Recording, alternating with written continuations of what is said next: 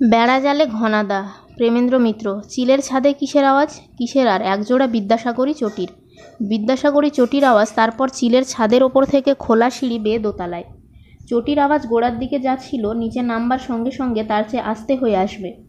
বারান্দায় এসে তা একেবারে থেমে যাবে কি? না, একেবারে থামবে না।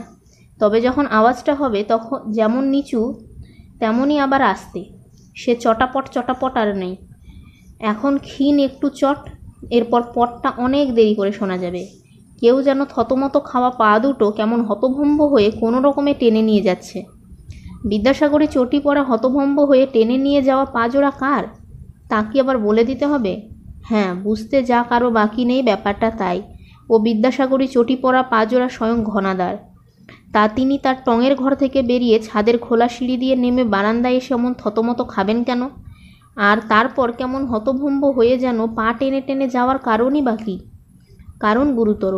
ঘনাদা ভোরবেলা উঠে তার নিজের রুটির মাফিক সব কিছু করার মধ্যে তেমন খেয়াল হয়তো না করতে পারেন, কিন্তু টিকে ধরিয়ে তামাকটি সেজে তাতে শুকটান দেবার জন্য তৈরি হয়ে বেশ একটু অবাক হবেন। তার তামাক সাজা শেষ হবার আগেই তো বনোয়ারি বাহাদুরের ভালো মন্দ কিছু সমেত ধুমায়িত চায়ের পট পেয়ালা ট্রে নিয়ে হাজির হবার কথা। এখনও তার দেখা নেই কেন? একটু খেয়াল করার পর নিচেটা কেমন যেন ঠান্ডা বলেও মনে হবে। সকালবেলার নিয়ম মাফিক সারা শব্দ যেন পাওয়া যাচ্ছে না। আরও মিনিট কয়েক ধৈর্য ধরে অপেক্ষা করে ঘনাদাকে চিলের ছাদে বেরিয়ে আসতে হবে। সেখান থেকে গম্ভীর গলায় ডাকও দিতে হবে বনোয়ারি বলে। তাতেও কোনো সাড়া মিলবে না। এবার বেশ একটু চিন্তিত হয়ে ঘনাদাকে সিঁড়ি দিয়ে নামতে হবে আশ্চর্য ব্যাপারটার খোঁজ নেবার জন্য। সিঁড়ি দিয়ে বারান্দা পর্যন্ত নামবার পরই কিন্তু চক্ষু স্থির। বৈঠকি ঘরের দরজা বন্ধ শুধু নয়, তার কড়ায় মজবুত একটা তালা এঁটে ঝোলানো। এই দৃশ্য দেখবার পর হতভম্ব হয়ে পা টেনে চলার আর অপরাধ কি? ঘনাদা ওই অবস্থাতেই সমস্ত বারান্দাটা পার হয়ে নিচে রান্না আর খাবার ঘর পর্যন্ত ঘুরে আসবেন নিশ্চয়ই। সব দরজায় তালা ঝুলছে, মাই রান্না ভাঁড়ার খাবারের ঘরে পর্যন্ত।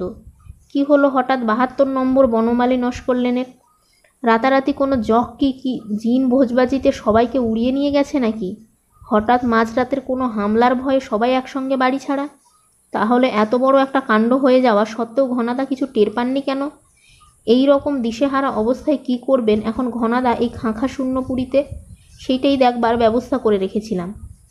এবার আর শুধু মনে মনে কল্পনা করা নয়, পুরোপুরি ব্যাপারটা ঘটাবার জন্য যা কিছু দরকার তার কোনোটা বাদ দিইনি।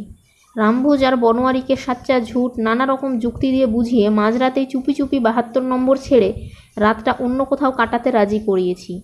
নিচে রান্নাঘর ভাঁড়ার খাবার ঘর সমেত ওপরে বৈঠকি ঘর নিয়ে আমাদের